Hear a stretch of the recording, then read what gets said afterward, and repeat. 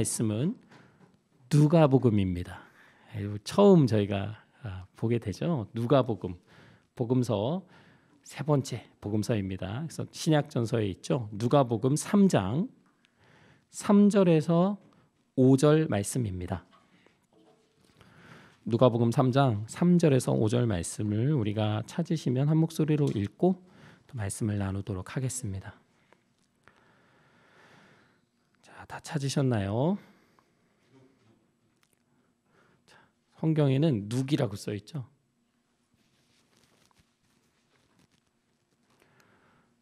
누가복음 3장 3절에서 5절 말씀입니다.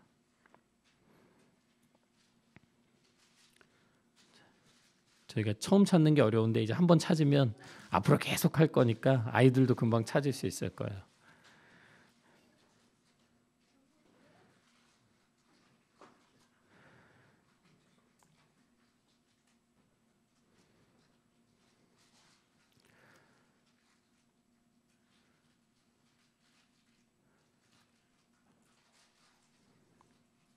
자, 그러면 한 목소리로 읽도록 하겠습니다. 시작. 요한은 요단강 주변 온 지역을 찾아가서 죄사함을 받게 하는 회개의 침례를 선포하였다. 그것은 이사야의 예언서에 적혀 있는 대로였다. 광야에서 외치는 이의 소리가 있다. 너희는 주님의 길을 예비하고 그 길을 곧게 하여라. 모든 골짜기는 메우고 모든 산과 언덕은 평평하게 하고 굽은 것은 곱게 하고 험한 길은 평탄하게 해야 할 것이니. 아멘. 여러분, 성경에서 여러분이 기억하는 가장 유명하고 위대한 인물이 누가 있을까요? 아니면 여러분이 가장 좋아하는 인물 누구 있을까요? 우리 한 명씩만 좀 대볼까요? 우리 어린아이들도 다. 성경에 나오는 모든 인물 중에 가장 난 이 사람의 팬이에요. 가장 좋아요. 누구 있을까요?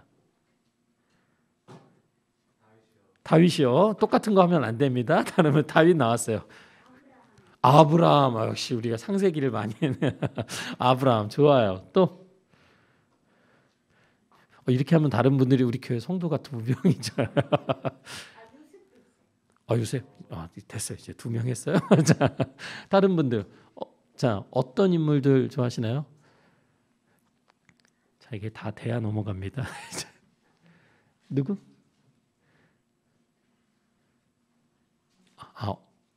없다고요? 하나님이요? 하나님 좋습니다. 자, 뒤에 계신 분들은요? 좋아하는 인물 말씀하셔야 넘어갑니다. 누구요? 요한이요? 너무 요한도 여러 요한이 있는데요. 좋습니다. 여러분이 그냥 물어본 건 아니고요. 이제 성경에 다양한 인물이 있어요. 그래서 지금 아브라함도 나왔고, 요셉도 나왔고, 또 다윗도 나왔고, 요한도 나왔습니다. 그러니까 하나님, 예수님, 성령님, 우리가 믿는 하나님을 제외하고 이제 인물로 봤을 때는 굉장히 다양한 사람들이 있겠죠. 삼손도 있고요, 베드로도 있고요. 맞아요. 우리가 다 말씀에서 배운 인물들이죠. 자, 그런데 제가 굳이 여러분에게 어떤 인물을 가장 좋아하십니까? 라고 묻는 이유는 굳이 그 중에서 가장 큰 인물이 누굴까를 따져보기 위해서입니다. 오늘 우리가 함께 본 말씀 누가복음 3장인데요. 실제로 누가복음 1장은 한 사람의 탄생, 한 사람이 태어나는 이야기부터 시작됩니다. 근데 그 인물이 바로 누구냐면 오늘 우리가 말씀에서 읽은, 따라해 볼까요? 요한. 그런데 그 앞에 뭔가를 붙여요. 그래서 따라해 보죠. 침례 요한. 자, 이게 이제 교단마다 다른데요. 장로교에서 오신 분들은 세례 요한이 익숙하시죠. 네, 또 침례교는 굳이 이걸 또 바꿔 불러요. 성경책에 세례라고 써 있는데도 굉장히 예민하죠, 저희는. 그래서 침례 요한의 탄생에 대해서 아직 태어나지는 않았지만 미리 예견하는 이야기가 누가복음, 이 복음서의 첫 번째 얘기에 나옵니다. 여러분, 복음서는 누구에 대한 얘기예요? 예수님에 대한 얘기거든요. 예수님의 삶과 죽음, 부활하심, 그것이 이 복음서의 핵심인데요. 근데 오늘 복음서의 시작이 누구의 이야기로 시작된다? 침례 요한의 이야기로 시작된다. 왜 예수님의 이야기로 장식되는 이 복음서가 침례 요한의 이야기로 시작될까? 그것을 오늘 조금씩 파헤쳐 보려고 합니다. 어느 날 사가랴라는 아저씨가 계셨어요. 그리고 그의 아내는 엘리사벳이었습니다. 근데 이 두 가정이 너무나 하나님을 신실하게 따랐어요. 올바로 살았거든요. 근데 이 가정에 문제가 하나 있었어요. 어떤 문제가 있었을까? 아이가 없었어요. 나이는 많은데 자녀가 태어나지 않는 거예요. 그래서 너무나 이 가정이 슬펐어요. 자녀를 갖고 싶은데. 그런데 어느 날 천사가 나타나서 아들을 낳게 될 것이라고 약속을 해줍니다. 그리고 그 이름을 요한이라고 지어라 라고 얘기해줘요. 여러분, 우리 이름 지을 때 한국은 성을 누구 따라가죠? 엄마를 따라가죠. 한준수? 아빠 따라가죠. 그러니까 그 이름을 그대로 물려받는 부분이 있어요. 그런데 그런 거를 다 무시하고 천사가 이 사가랴와 엘리사벳에게 완전히 새로운 이름을 주는데 그 이름이 요한이에요. 그런데 그 요한의 삶이 어떨 것이냐면 이렇게 얘기합니다. 많은 사람이 요한이 태어난 것을 너무 기뻐할 거다. 그리고 요한은 하나님이 보시기에, 주님께서 보시기에 정말 큰 인물이 될 거다. 이런 아주 거대한 큰 약속을 해요. 아까 그랬잖아요. 우리가 좋아하는 인물들이 있다. 그런데 오늘 이 요한에 대해서는 성경이 어떻게 이야기하냐면 주님께서 보시기에 큰 인물. 그러니까 하나님께서 보실 때 위대한 인물이 된다는 거예요. 여러분, 큰 인물이 되고 싶으세요? 아니에요? 왜? 그냥 조용히 살고 싶어요. 가늘게. 그런데 오늘 천사는 많은 사람이 요한의 출생을 기뻐할 것이고 또 요한의 삶이 주님께서 보시기에 큰 인물이 될 것이라는 것이 무슨 뜻인지를 조금 더 설명해 줍니다. 그러면서 이렇게 이야기해요. 이스라엘 자손 가운데서 많은 사람을 그들의 주 하나님께로 돌아오게 할 거다. 그는 엘리야 선지자의 마음을 가지고 그리고 그의 능력을 가지고 예수님보다 조금 앞서 와서 부모의 마음을 자녀에게로 돌아오게 하고 거역하고 불순종하는 자들을 의인의 지혜의 길로 돌아서게 해서 예수님을 맞이할 준비가 된 백성을 마련할 것이다.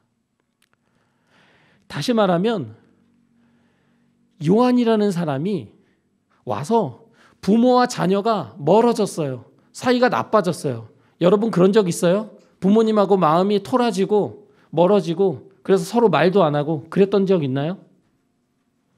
있어요? 많아요? 자, 그런 때에 그렇게 하나님과 사람들이 멀어졌거든요.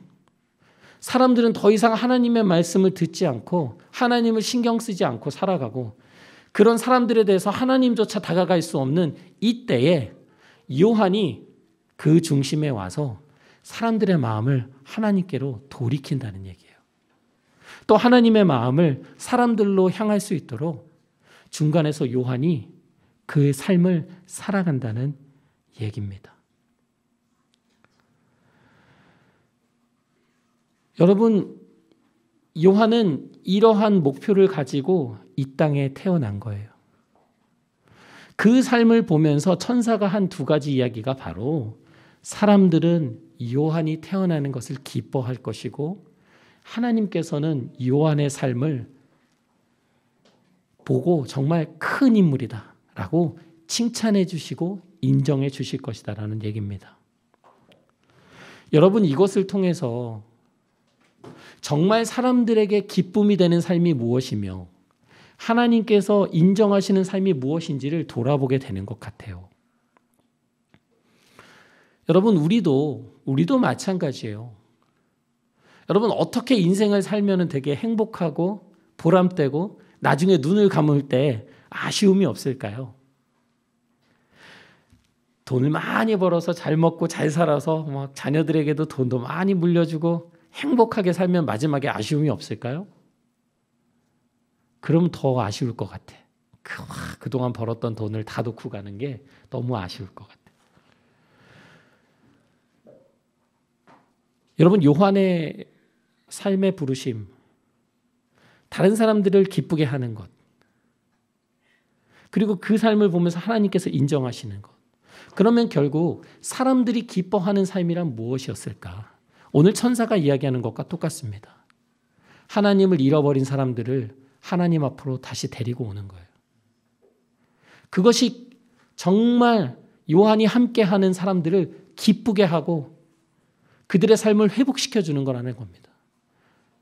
그러한 삶을 산 요한을 볼 때 하나님께서 너무나도 인정하시고 기뻐하신다는 얘기예요. 우리 또한 그러한 삶을 살았으면 좋겠어요. 잃어버린 사람들, 삶에서 중심을 찾지 못하고 삶의 의미를 찾지 못하고 방황하는 사람들에게 하나님이 우리에게 허락하신 삶을 소개해주고 하나님 앞에 그들로 하여금 나올 수 있도록 우리가 그 중간의 역할을 한다면 우리 삶은 더없이 귀할 수 없겠죠. 여러분, 이렇게 너무나도 축복받은 요한의 삶이 어땠냐면요. 1장 80절은 이렇게 이야기합니다.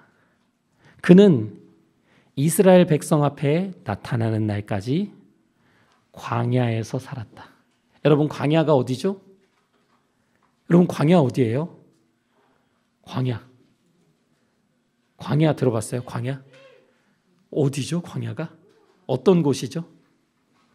막 물도 많고 막 멋진 건물도 많고 음식점도 많고 그런 곳인가요? 여러분, 광야는 어떤 곳이에요? 아무것도 없는 곳. 아주 척박한 곳. 사람들이 살지 않는 곳. 요한이요, 그곳에서 살았대요. 그러니까 그렇게 태어나면서 축복받고 하나님 앞에 큰 자라 인정받았던 요한이 어디서 살았냐 봤더니 광야에서 살았다는 거예요. 광야는 마치 사막처럼 아무것도 없는 벌판 같이 그런 곳이에요. 근데 그런 곳에서 우리 요한이 뭐 먹으면서 살았다고 그러죠? 메뚜기와 석청, 막 꿀 같은 거죠. 그런 거 먹으면서 살았다고요. 우리는 절대 따라할 수 없어요. 저는 안 돼요. 저는 잘 먹어야 되거든요. 잘 먹고 잘 자야 되는데 요한은 그런 어려운 곳에서 살았습니다. 자, 그런 요한이 광야에 있었는데 왜 광야에 있었냐면 광야에서 뭔가 해야 됐어요. 요한의 부르심이 있었어요. 그것이 무엇이냐면 오늘 우리가 함께 읽었던 3절에서 5절. 그러니까 누가복음 3장 3절에서 5절 말씀입니다. 누가복음 3장 2절은 이렇게 이야기해요. 하나님의 말씀이 광야에 있는 사가랴의 아들 요한에게 내렸다. 그러니까 요한에게 하나님의 말씀이 내려온 거예요. 그 얘기는 뭐냐면 요한은 하나님께 받은 말씀을 사람들에게 광야에서 전해야 했다는 겁니다. 그런데 그 말씀은 어떤 말씀이었냐면 아름다운 말씀이 아니고요. 3절에 이렇게 이야기해요. 죄사함을 받게 하는 회개의 침례를 선포하였다. 여러분, 예수님이 지금 막 오셔서 말씀을 전하시고 막 병자를 고치시고 그러기 전이에요. 예수님이 본격적으로 사람들을 만나서 활동하시기 전에 요한이 먼저 사람들을 찾아가서 사람들에게 회개하라고 얘기하고 있는 거예요. 그대들의 죄를 회개하고 하나님 앞으로 돌이키세요라고 얘기하고 있습니다. 이것은 실제로 성경에서 예언한 이야기예요. 이사야 말씀에 나오는 부분이죠. 실제로 이사야 말씀에 보면 여기 기록된 것처럼 이 말씀이 있어요. 한 소리가 외친다. 그러니까 광야에서 외치는 이의 소리가 있다. 이것은 광야에서 외치는 요한의 목소리를 이야기합니다. 너희는 주님의 길을 예비하고 그 길을 곧게 하여라. 오늘 말씀의 제목이 주님 오실 길 예비하라라는 뜻입니다. 지금 요한이 뭘 하고 있는 거냐면 예수님께서 오실 건데 예수님께서 오실 길을 우리가 준비해야 된다라고 얘기하는 거예요. 그냥 예수님 오시니까 예수님 만나는 게 아니라 예수님 오시기 전에 우리가 준비해야 된다. 어떻게 준비할 거냐? 음식 차려놓고 준비하고 있을 거냐? 여러분 어떻게 준비해야 돼요? 오늘 요한은 얘기하는 거예요. 회개해라. 하나님 앞에서 우리가 하나님을 잊고 살아가고 하나님 없이 살아가고 하나님의 말씀과 반대로 살아가던 우리의 삶에서 돌이켜라. 그러한 마음을 준비하여서 예수님을 만나라는 거예요. 여러분 아직 우리 초등학생 아이들은 그런 걸 안 해봤을 것 같은데 남녀가 미팅이라고 해요. 미팅이 뭐냐면요. 남자와 여자가 처음 만나는 거예요. 처음 만나서 서로 관심이 있으면 또 만나기도 하고 관심이 없으면 더 이상 안 만나는. 너무 어렵네요. 아이들에게 미팅을 설명하는 게. 뭐 저도 그렇게. 학교에서 만나는 거. 그거는 이제 미팅이 아니고 그냥 만남, 그냥 친구들과의 만남인데 특별히 이제 이성끼리 좋아하는 친구끼리 이제 단둘이 만나는 걸 미팅이라고 해요. 제가 미팅을 소개하려고 하는 게 아니고 오늘 미팅 갈 때요 보면요 이제 막 중학생, 고등학생 되면 막 미팅도 하고 대학생 가면 또 하고 그래요. 저는 못했지만 많이. 근데 미팅을 할 때 남자들은요 아주 멋있게 옷을 차려입습니다. 아주 막 멋있게 입고 평소에 잘 씻지도 않던 아이가 막 씻고요. 막 머리도 막 만지고 되게 멋있게 하고 가요. 여자분들은 되게 예쁘게 하고 가요.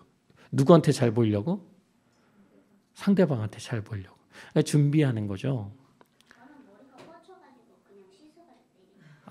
그냥 내려도 돼. 그냥 가도 멋있어. 그냥 이렇게 추리닝 입고 가도 괜찮아. 근데 제가 이 얘기를 왜 하냐면 오늘 주님께서 오시는데 또 우리가 이제 크리스마스를 준비하면서 오늘 대림절 두 번째 주 예배를 드리잖아요. 그럼 우리가 이제 어떻게 예수님을 맞이하고 준비할 거냐, 어떤 마음으로 준비해야 되는가를 얘기하고 싶어서입니다.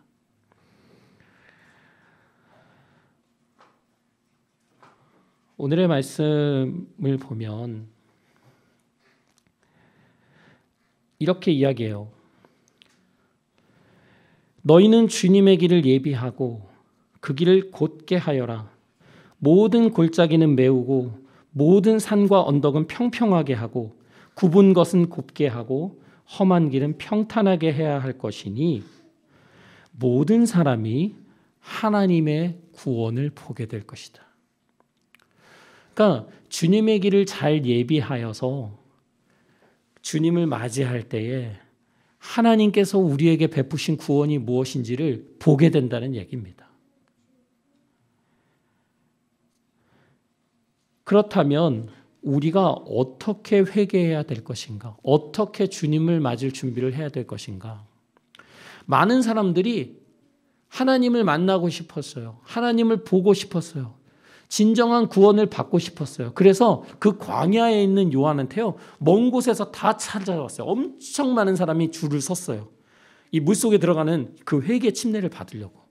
그래서 줄 서서 저도 이제 침례 받고 이제 하나님의 구원을 경험하고 싶습니다. 이렇게 줄 섰는데 요한이 이 사람들 보면서 여러분 오셔서 환영합니다. 우리 주일 예배 때 새로운 식구 오면 잘 오셨어요. 환영합니다. 하면서 요한이 환영했을까? 환영했을까? 아니에요. 요한은 자기에게 침례를 받으러 나오는 무리에게 이렇게 말합니다. 독사의 자식들아. 독사의 자식, 그러니까 어떻게 보면 뱀의 자식들아.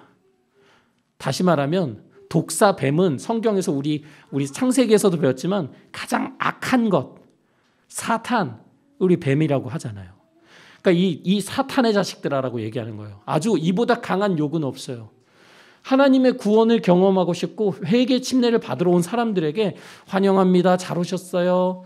저희 군대에서 이렇게 침례 받으면 먹을 거 주고 그랬거든요. 그래서 막 절 다니는 애들도 가서 받고 그랬는데 환영합니다. 맛있는 거 줄게요. 이렇게 하지 않고 이런 독사의 자식들아. 누가 너희에게 닥쳐올 진노와 재앙들을 피하라고 했냐? 누가 그렇게 했냐? 누가 너희가 여기 와서 물속에 들어갔다 나오면 모든 것이 용서되고 하나님이 너희를 기뻐하신다고 누가 그렇게 얘기해 줬냐? 너희가 여길 왜 왔냐? 올 자격이 되냐? 그러면서 한마디 합니다. 회개에 알맞는 열매를 맺어라. 너희 삶에 정말로 너희 삶이 하나님께 돌아왔는지 삶을 통해서 보여줘라. 겉으로 침례를 받았다. 아니면 나는 이스라엘 자손이다. 하나님의 백성이다. 그런 말 하지 마라, 더 이상. 하나님께서는 이 바닥에 있는 이 돌멩이 가지고도 이스라엘 자손 만드실 수 있다. 너희가 하나님의 자손이 된 걸 대단한 특권이라고 생각하고 자만하면서 살지 마라. 그걸로 복 받는 거 아니다. 우리에게 적용해 보죠. 예수님 믿고 교회 열심히 다니고 한다고 하나님이 나를 기뻐하시고 나는 구원받은 사람이고 신앙생활 잘하고 있다고 착각하지 마라. 회개에 알맞는 열매를 맺어라. 좋은 열매를 맺지 않는 나무는 다 찍어서 불 속에 던져질 거다. 우리의 삶을 돌아봐라. 하나님께서 기뻐하시는 삶인지 점검해 봐라 라는 얘기입니다. 여러분, 온 무리들이 깜짝 놀랐어요. 가면은 침례 요한이 막 기쁘게 침례를 줄 줄 알았거든요. 그냥 주고 가세요. 다음 받아 가세요. 이렇게 할 줄 알았는데 아니야. 막 거기다 대고 막 비난하고 욕을 하는 거예요. 얼마나 당황하겠어요. 그런데 그 사람들이 그래도 겸손한 마음이 있었는지 침례 요한에게 이렇게 물어봅니다. 그러면 우리는 어떻게 해야 돼요? 어떻게 회개를 하면 될까요? 그런데 여러분, 여기에 여러 그룹이 나와요. 첫 번째 그룹 따라해 볼까? 무리는 전체적으로 가장 많은 사람들을 얘기해요. 자, 두 번째 세리는 우리 삭개오 알잖아요. 이렇게 세금 걷는 사람. 세 번째 군인. 자, 세 그룹 누구라고요? 세리, 무리, 군인. 그렇죠. 여러분, 세리는 뭐 하는 사람이에요? 세금을 걷는 사람이에요. 그럼 이 사람들이 어떻게 회개해야 될까? 보통 세금이라는 게 그렇죠. 박준수 씨 1,000원 내세요 해야 되는데 세리들이 어떻게 했냐면 몰래 2,000원을 내게 하는 거야. 1,000원만 받아야 되는데 2,000원 내게 하는 거야. 그럼 돼, 안 돼? 오늘 요한이 얘기합니다. 정해진 것 이외에는 받지 마라. 착복하지 마라. 착취하지 마라. 어려운 사람들의 돈을 더 뜯어먹으려고 하지 마라. 그거 하나님이 기뻐하지 않으신다. 여러분, 군인들은 힘이 약할까요? 세일까요? 쇠죠. 군인들한테 이렇게 이야기합니다. 너희들은 누구에게 막 협박하고 힘으로 막 다른 사람을 막 억눌러서 막 빼앗고 억압하고 하지 마라. 너희들이 무기가 있다고 해서 약한 사람들을 함부로 대하지 마라. 하나님께서 그런 것을 싫어하신다. 회개해라 라고 얘기합니다. 군인이나 세리는 이해하는 게 쉬웠어요. 자기 직업에서 하는 게 있으니까 거기서 올바른 모습으로 살아가라라고 얘기했거든요. 그런데 무리들은 특별히 잘못할 게 없잖아요. 그런데 무리들에게는 어떻게 이야기하시냐면 속옷을 2벌 가진 사람은 없는 사람에게 나누어 주고 먹을 것을 더 가진 사람들도 그렇게 먹을 것이 없는 사람에게 나눠주라라고 얘기합니다. 그러니까 이 세리와 군인들에게는 그들이 잘못하고 있는 죄들에 대해서 더 이상 죄 짓지 마라 이렇게 얘기하지만 무리들은 잘못한 게 없는데 뭐라고 얘기하냐면 너희가 2개를 가지고 있으면 속옷을 2벌 있으면 여기 옆 사람이 1벌도 없으면 그 1벌을 나눠주라는 거예요. 먹을 게 나는 이만큼이나 있는데 옆 사람이 못 먹고 굶고 힘들어하고 있으면 그 음식을 나누어 주라는 거예요. 그것이 곧 뭐다? 오늘 침례 요한이 얘기하는 회개라는 거예요. 예수님 오실 길을 준비하는 그 과정은 무엇이냐면 우리의 삶을 돌아보는 거예요. 하나님께서 기뻐하시지 않는 모습이 내 삶에 있지는 않은지, 지금 어찌 보면 내가 지금 굉장히 이기적으로 나 자신만을 위해서 살아가고 있지는 않은지 우리 자신을 돌아보라는 거예요. 우리 자신을 그렇게 돌아보고 우리 삶을 돌이켜서 하나님 앞에 나아갈 때만이 예수님이 오셨을 때에 그 예수님이 우리에게 주시는 말씀과 구원을 우리가 받아들일 수 있다는 얘기입니다.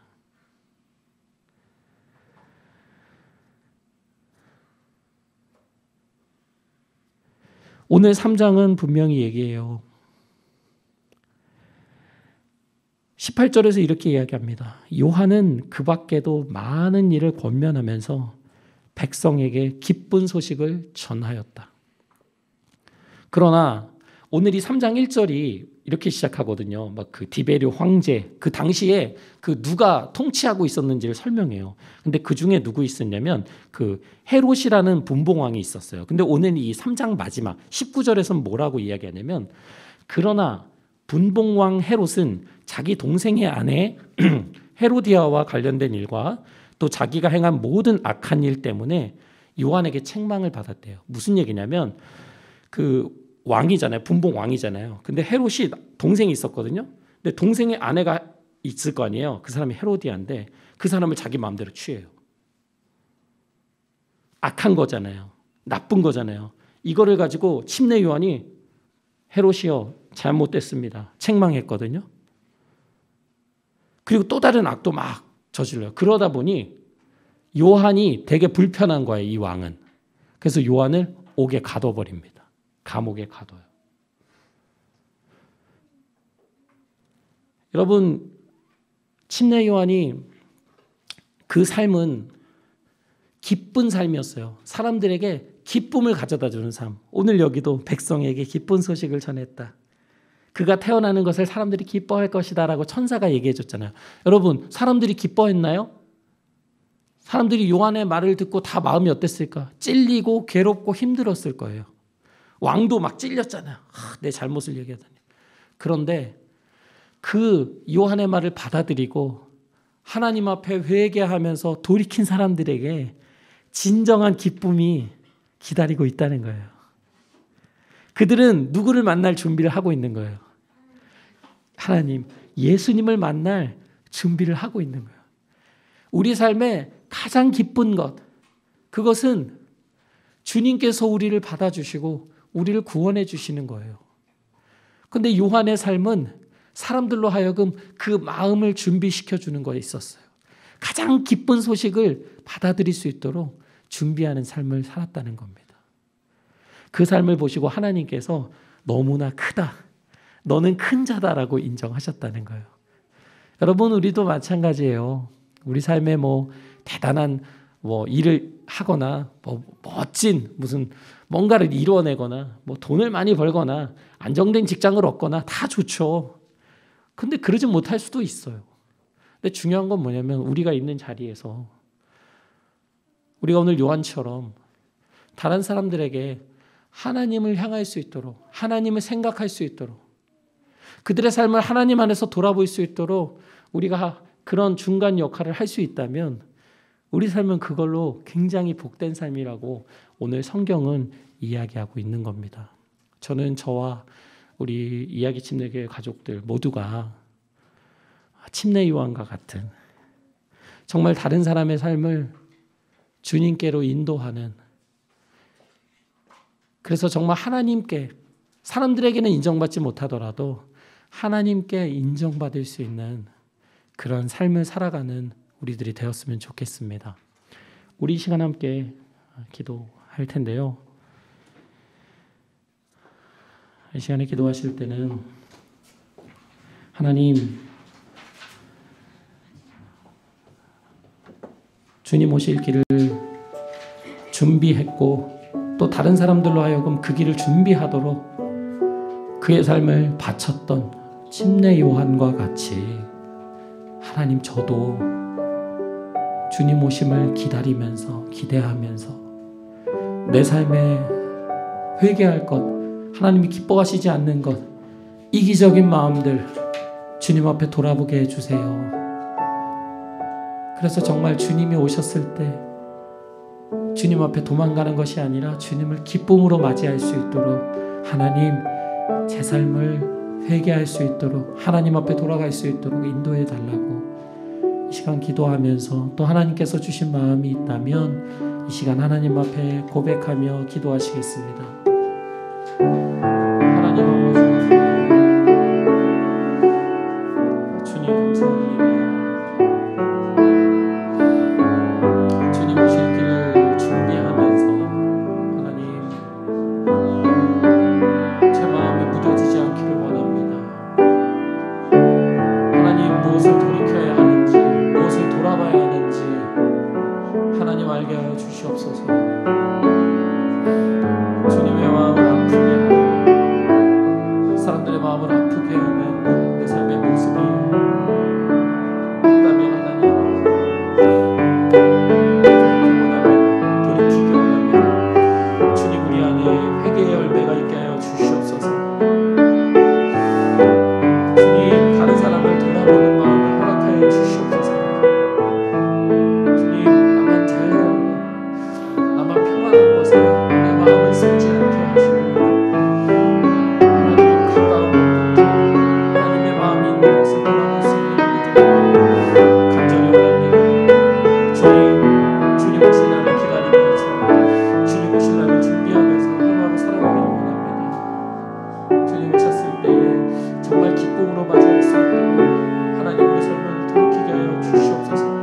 성령님 날마다 우리 마음에 빛을 비춰주시고 하나님 주님 앞에서 돌아가고 무지하지 않게 하시고 무감하지 않게 하시고 하나님의 말씀과 하나님의 마음에 늘 우리의 마음을 열어놓는 우리들 될 수 있도록 하나님 인도하여 주시옵소서. 주님 그런 우리 교회를 간절히 원합니다. 주님 함께하여 주시옵소서.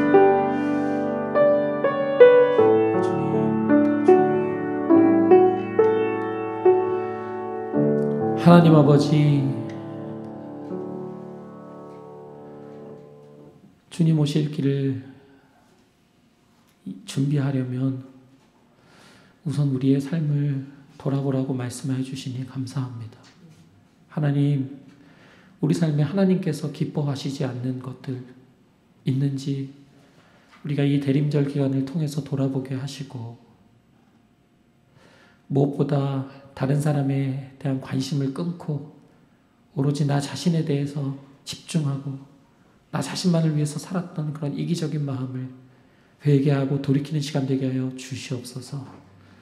주님, 정말로 이 남은 대림절 예배 또 대림절 시간들을 주님을 기다리는 마음으로 잘 준비하여서 정말 크리스마스 주님 오신 날을 기쁨으로 맞이할 수 있는 우리 귀한 가족들 되길 간절히 원합니다.